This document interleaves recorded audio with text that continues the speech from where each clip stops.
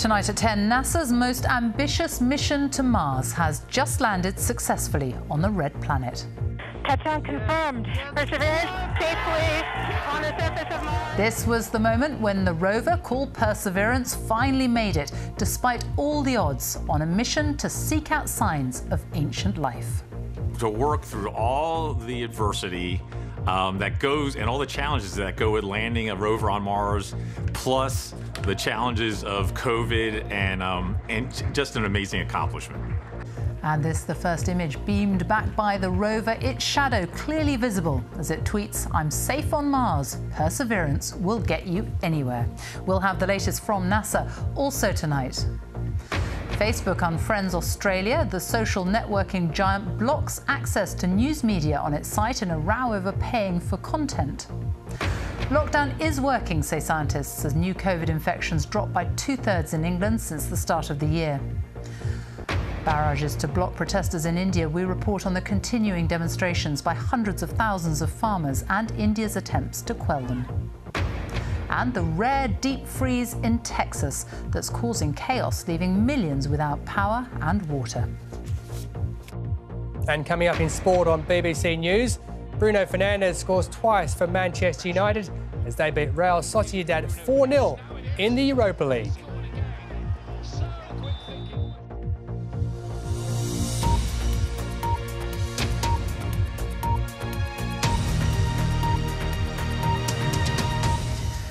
Good evening. NASA has just successfully landed its most ambitious ever mission to Mars.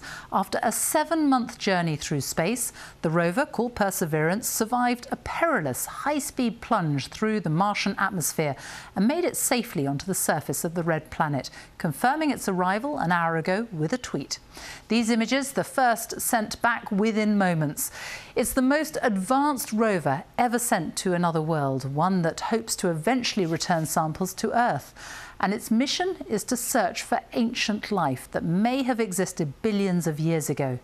Tonight's landing is all the more impressive given how much could have gone wrong. Here's our science correspondent, Rebecca Morell, and a warning: her report contains some flashing images. Perseverance is going about 1 kilometer per second. A nerve-wracking wait at mission control. Perseverance safely on the surface of Mars. Then celebrations as a signal is received from Mars. It's touchdown for NASA's Perseverance rover. And these are its first images, a view of its landing site before it starts to explore. The rover's even started tweeting too. "I'm safe on Mars. Perseverance will get you anywhere." What an amazing team to work through all the adversity that goes and all the challenges that go with landing a rover on Mars, plus the challenges of COVID and just an amazing accomplishment. It survived a fiendishly difficult landing, burning through the atmosphere at 12,000 miles an hour before a complex landing system brought it down in an area with some of the oldest rocks on Mars. It's amongst the most ancient crust on the surface of Mars, capturing that period of time between 3.5 and 4 billion years old, which isn't a period of time that's particularly well preserved in rocks here on Earth. So we have a chance to find out about a period of the solar system that we've never studied before. This mission is all about finding signs of life, and the best place to do that is here, the Jezero crater. Today it's dry and dusty, but billions of years ago it was a huge lake, and you can clearly see a river running into it. This gives you an idea of what it would have looked like. If we zoom in a bit more, these green areas on the edge of the crater were once beaches on the lake shore, and the hope is any microscopic creatures that once lived there are still preserved. Perseverance is the most advanced rover that NASA's ever built, and it's jam-packed with instruments. Its robotic arm is equipped with a drill to collect rock samples. So what forms of life could they contain? I am not talking about Martian little green men, probably not even fish. We're looking for microbial life, or maybe microbes that have made a little mat or a slime of sorts that you might find on the bottom of a pond. Those are the types of things that are likely to, well, they did exist on Earth 3.5 billion years ago. The question is, did they exist on Mars at the bottom of lakes? For the first time, NASA will also be testing a mini Mars helicopter to provide a new bird's-eye view of the planet. And back on the ground, the rover will store some of the rocks. A future mission will bring them back to Earth, and some will be heading to the UK. These will be the most precious samples that we have on Earth, the most exciting, and scientists around the world will be absolutely fighting and clamouring to study them. Getting to the red planet is just the start. Now the hard work begins. This is NASA's most ambitious mission and our best ever chance to know whether life ever existed on Mars. Rebecca Morrell, BBC News. Facebook is facing criticism from around the world after blocking people in Australia from viewing news content on its site in protest at a proposed new law. The Prime Minister of Australia, Scott Morrison, says he will not be intimidated by the social media company amid a row over plans to force internet firms to pay for news shared on their platforms. Facebook says the proposed legislation fundamentally misunderstands the relationship between it and organisations providing news. Our media editor, Amal Rajan, reports. This is the internet, but not as we've known it. Never before have a democracy and tech giant collided as they have in the past 36 hours, and the aftershocks are likely to spill out across the globe. Australians woke up to a new world, unable to access news sources via Facebook, after the social media giant carried through on its threat to the government there. What's this all about? Well, over the past 2 decades, 2 deep global trends have occurred simultaneously. First, advertiser-funded Facebook and Google have become 2 of the richest companies in history. Second, the business model of newspapers has collapsed. What connects these 2 trends is advertising. A generation ago, high-quality newspapers were largely funded by advertising. Today, most advertising is online. And Facebook and Google account for around about 60% of all global digital advertising. That is a duopoly, and publishers want in on it. This is about who owes what and to whom. Led by Rupert Murdoch, Australia's newsrooms argue that their expensive journalism makes these tech platforms more attractive and gives them credibility. Australia's government agrees. This is an assault on a sovereign nation. It is an assault on people's freedom.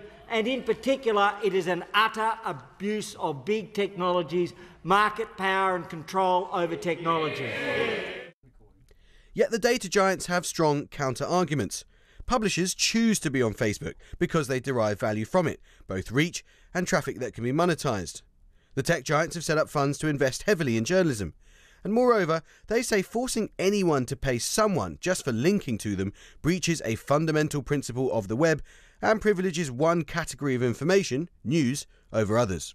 They want money so that people can link. Now, this kind of breaks down the way that the World Wide Web has worked up until now, and it kind of sets a dangerous precedent.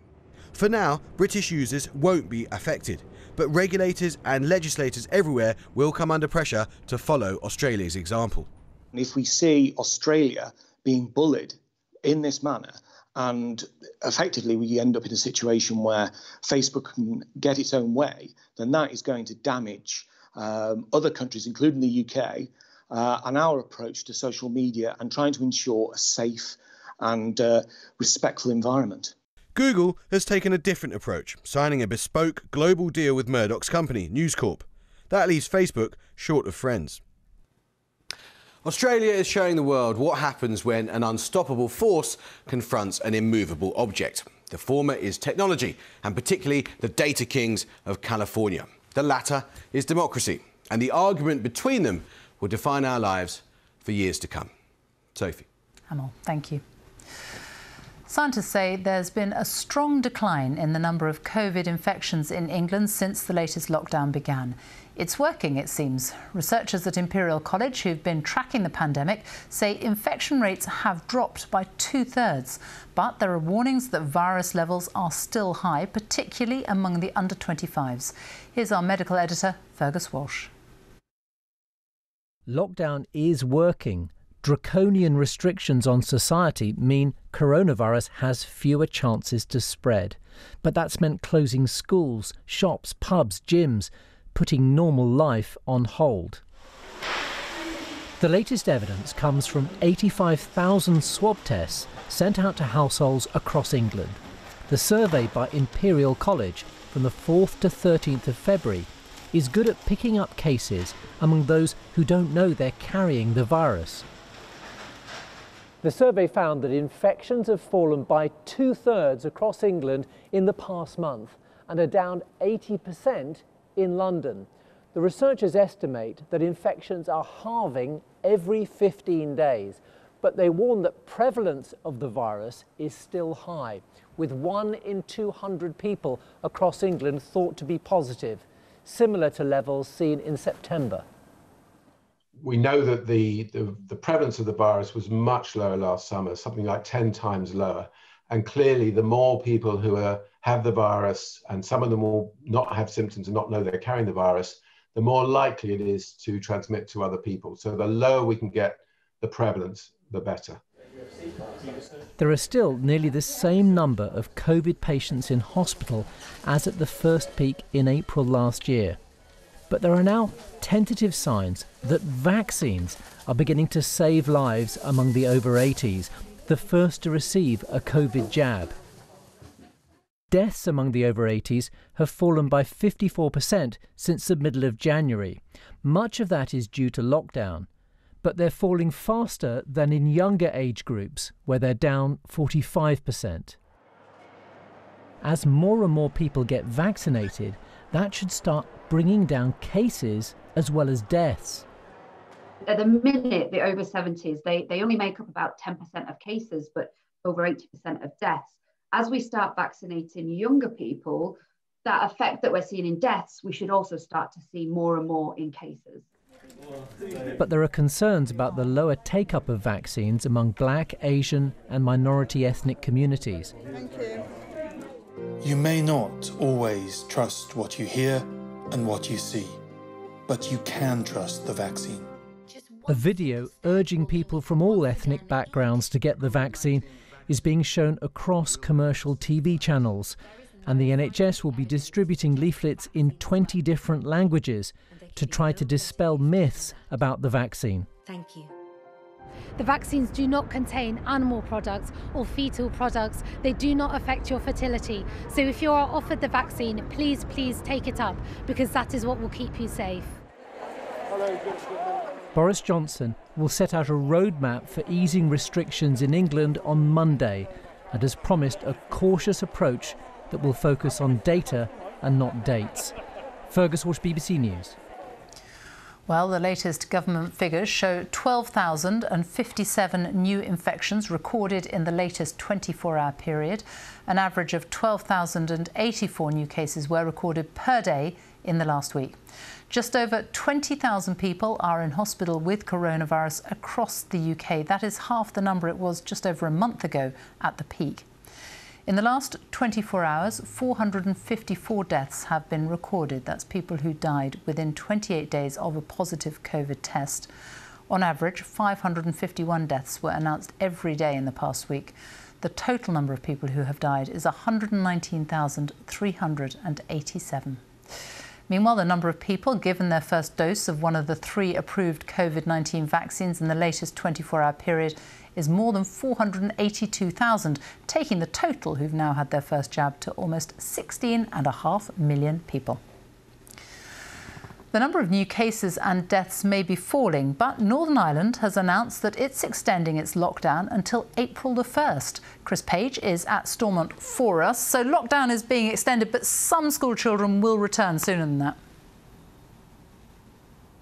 That's right, Sophie. The devolved government here is trying to give people some hope, but tempering that with a great deal of caution. Probably the biggest change we're going to see in Northern Ireland between now and the 1st of April will come on Monday the 8th of March, when pupils in the first 3 years of primary school and children at preschool will become the first to go back to face-to-face learning. A fortnight after that, on Monday the 22nd of March, students in their last 3 years of post-primary school, so will be doing qualifications like GCSEs, A-levels and BTECs, they will go back into the classroom. Those in other year groups, though, will have to wait until after the Easter holidays. The coronavirus figures in this part of the UK are basically going in the right direction, but there remains significant pressure on the health service. For example, there are still now more people in hospital with COVID than was the case at the height of the first wave of the virus last spring. So Minister stressing Northern Ireland will only exit lockdown carefully, slowly, and they hope sustainably. Chris Page, thank you.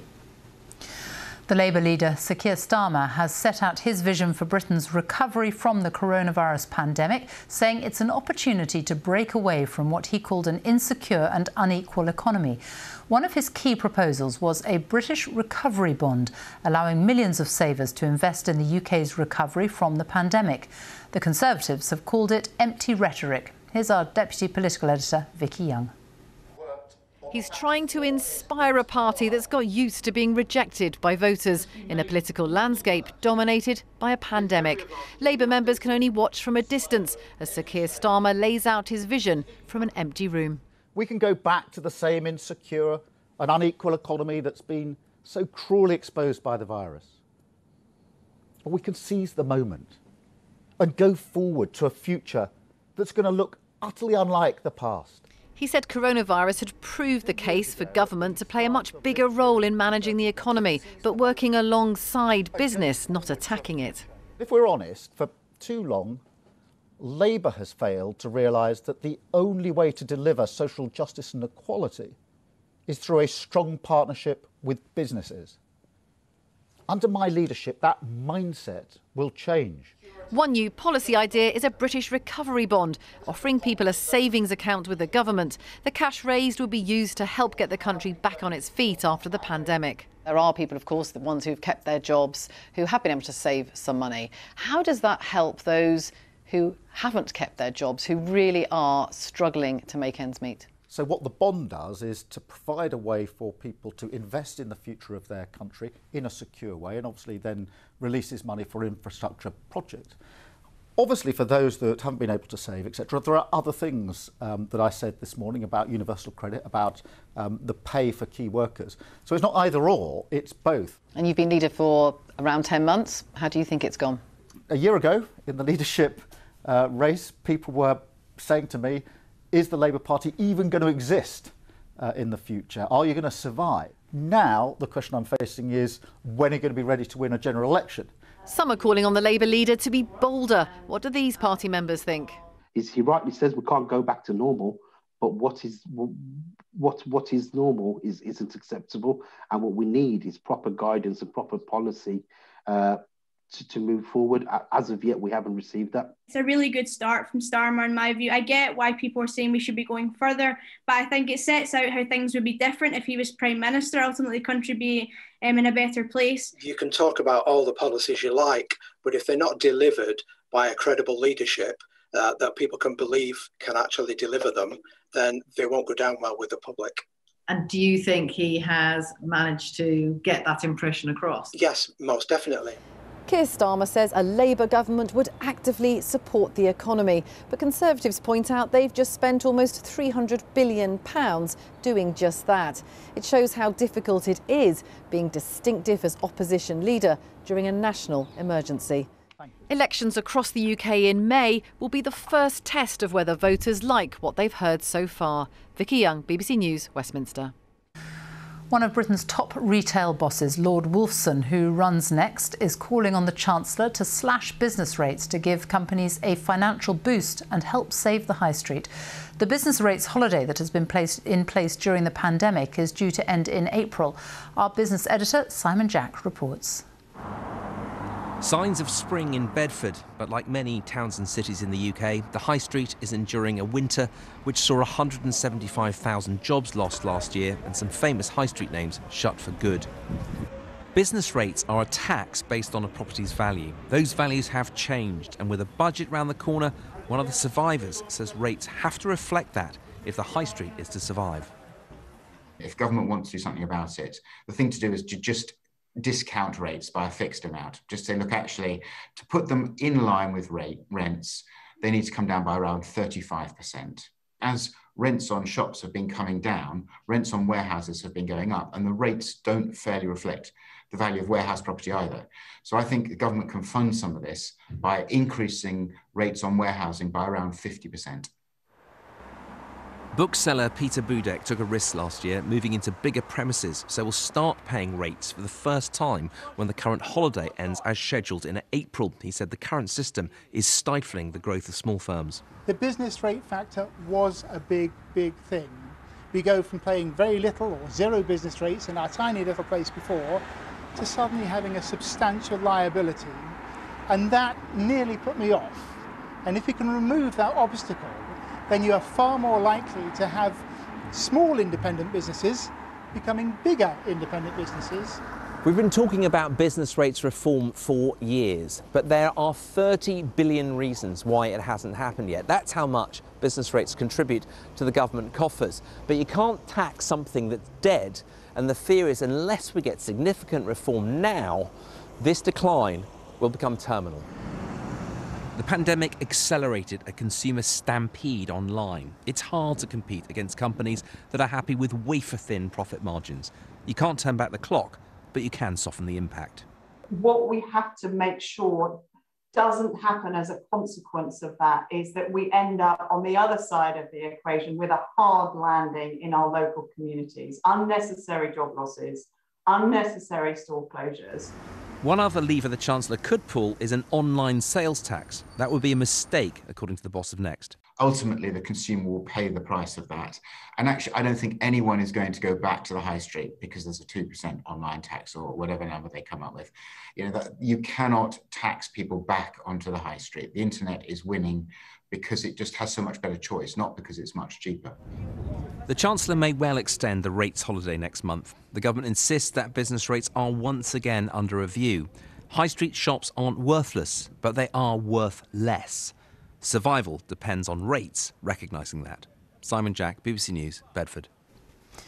The French President Emmanuel Macron says Europe and the United States should send up to 5% of their coronavirus vaccine supplies to developing countries as quickly as possible. Our Paris correspondent Lucy Williamson joins us now. So what's prompted this idea now? Well, there's a couple of reasons behind this idea. One is timing. The EU already has a programme to fund vaccines for developing countries. It's ordered 2 billion doses of them, but it's going to take until the end of this year for those doses to arrive. So this is a way to try and get doses into those developing countries more quickly. Tonight, the Elysée told us that if France's own orders arrive as planned, it should be able to meet its contribution without slowing down its own vaccine programme. The other reason that's driving this idea is what the Elysée is calling vaccine diplomacy by countries like Russia and China, which are rushing to plug the gap in those developing countries. President Macron has always been very keen that the West stand up for its global influence and stand together. But there's been more than one tussle over the strategy and the moral high ground when it comes to vaccination programmes. So we'll see how his idea goes down with G7 leaders at their video meeting tomorrow. Lucy Williamson, thank you. For more than 2.5 months, hundreds of thousands of farmers in India have been protesting against new agricultural laws passed last year. They've drawn global attention, and the government's handling of dissent has become a grave cause for concern. Activists and journalists are being charged with serious offences, and there have been internet shutdowns at protest sites. The government says it's reacted with utmost restraint, but critics say democracy in India is taking a worrying turn. From Delhi, our India correspondent Yogita Limai reports. This is a startling sight in a democracy. A deadly wall on the road to the national capital to keep out protesters. In India, the right to dissent is guaranteed by law. Farmers have for months been opposing new agricultural bills. During these largely peaceful protests, there have been internet shutdowns, and activists and journalists have been jailed. Mandeep Punia was arrested while covering the protests. Out on bail now, he's accused of assaulting policemen. I was beaten with batons. Those of us who are showing what's really happening on the ground are being targeted by people in power, he told me. Over the past few years, India's seen repeated crackdowns on people critical of the government and its policies. With these farmers' protests, though, for the first time since Narendra Modi became Prime Minister in 2014, India's actions have grabbed widespread international attention. Foreign celebrities and governments have urged this country to uphold democratic rights and freedoms. Climate activist Greta Thunberg was one of them. She also shared a file which listed ways of supporting farmers. A criminal investigation was started over the document. And now, Indian police have arrested this 22-year-old woman, Disha Ravi, for editing the file. She's charged with sedition, which carries a life sentence. Many of those who've campaigned with Disha took to the streets. Today what we are seeing is the central government decides to attack young people, innocent people, and frame them in all sorts of ridiculous charges. Accountable and hypocritical. Nidhi Razdan is one of India's most prominent journalists. This government doesn't take kindly to criticism. It does not take kindly to dissent. We are the world's largest democracy. But at the same time, what we are seeing increasingly over the last few years is a backsliding of that democracy. Prime Minister Narendra Modi doesn't hold press conferences. His party didn't want to speak to the BBC. Foreign destructive ideology. In Parliament, there was a strong pushback against foreign commentary on what the government says are internal matters for India. But civil liberties are universal, says Supreme Court lawyer Karna Nandi. When there are young black people that are shot in the United States by police officers, this is a universal human rights issue. When the junta takes over in Myanmar, when there are free speech crackdowns in my country, that is an international human rights issue. Many in India continue to challenge the government, but increasingly they're doing so in a climate of fear. Yogita Lemay, BBC News, Delhi. Here, a technical manager at Arconic, the firm which made the Grenfell Tower cladding, told colleagues poor fire test results on the product needed to be kept very confidential. The request, written in capital letters, was made in an email sent in 2010 and produced at the public inquiry today. The email was sent by an Arconic manager in France who has refused to give evidence. 72 people died in the fire at Grenfell Tower in 2017. The Duke of Edinburgh is spending a third night in hospital for observation and rest. He was admitted earlier this week after feeling unwell. Prince Philip, who's 99, is said to be in good spirits in the King Edward VII Hospital in central London. His stay is not related to coronavirus. Politicians in the US have been questioning key players in last month's frenzied trading of GameStop shares. Independent traders swapping tips on social media forums sent the gaming chain's stock price soaring. Some major Wall Street investors who had bet that GameStop's share price would go down lost hundreds of millions of dollars. Here's our North America technology reporter, James Clayton.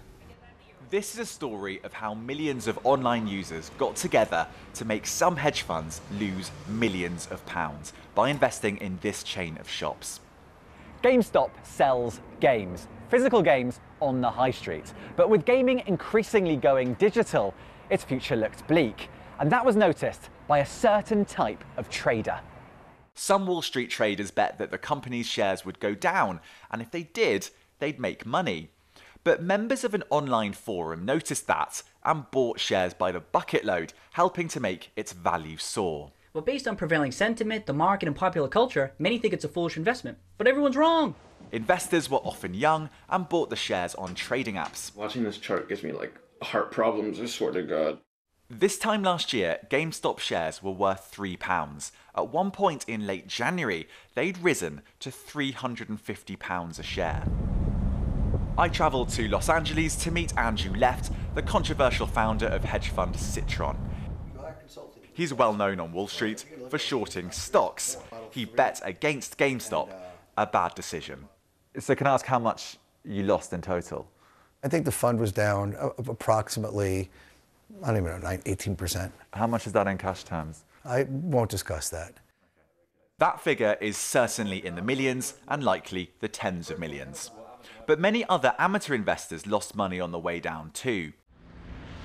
In Washington today, House representatives were trying to find out how this could have happened. This directed at the company that hosts Wall Street Bets, Reddit. This episode exposes a serious threat to our financial system when tweets, social media posts do more to move the market than material, legitimate information. In this specific case, we did not see any signs of manipulation. Andrew Left says he's now going to be much more careful in the future about shorting stocks. There's this narrative that this was a David and Goliath story. It was all of these hedge funds like yours against the people. If a 5-year-old walked into this room right now, I could probably kick his ass. Any 5-year-old. If 1,000 5-year-olds walked in here, they could probably take me down. Just being honest about it. Is that a David versus Goliath story? No. GameStop's crazy swings lost hedge funds like Citron a lot of money, but other normal investors lost out too. Regulators now need to work out whether what happened was legal and whether more should be done to stop this from happening again in the future. James Clayton, BBC News. A blast of Arctic weather has brought with it blizzards and record low temperatures across the United States, including to many southern states unused to such weather. In Texas, it has sparked an energy crisis. At one point, more than 4 million households were without power. Our US correspondent Lebo Di Secco is in Houston for us now. Yeah, well, the snow may have cleared somewhat, Sophie, but it is still freezing, and President Biden has declared a state of emergency. Nearly 7 million people have been told that they need to boil their tap water here. That's because the water treatment facilities were hit by power outages. This state just isn't used to weather like this, and authorities and infrastructure just were not prepared. This is one of the richest states in one of the richest countries in the world. Drinking water and food supplies running dangerously low, and homes are flooding because pipes, once frozen, have now burst. Last night we got power after 2 days, and we didn't have water, but finally we got water. Now we have water everywhere. Texas would normally be around 15 degrees Celsius at this time of year. As temperatures hit -18 in some parts this week, the state was unable to cope. Many here are dealing with a 4th day without electricity after the power grid failed. State Governor Greg Abbott has been criticised after blaming frozen wind turbines for the collapse of the electricity grid. Today, power was restored for some, but officials are warning that progress will be slow. That said, I also want to be clear with Texans, because you need to know there will be more cold temperatures in various regions across the state of Texas tonight. Many scientists say this is the impact of a changing climate, warm air moving up to the Arctic, forcing cold air down to states like this one. It was colder in Texas this week than in Alaska. In the midst of this crisis, kindness. These sea turtles would have frozen to death had it not been for volunteers braving the weather to rescue them. It's forecast to be dangerously cold once again tonight. Texans are being told to have a plan to keep their families warm as the threat of yet more power cuts looms. Lebo Di Secco, BBC News, Houston, Texas. And that's it from us. Now on BBC One, it's time for the news where you are. Good night.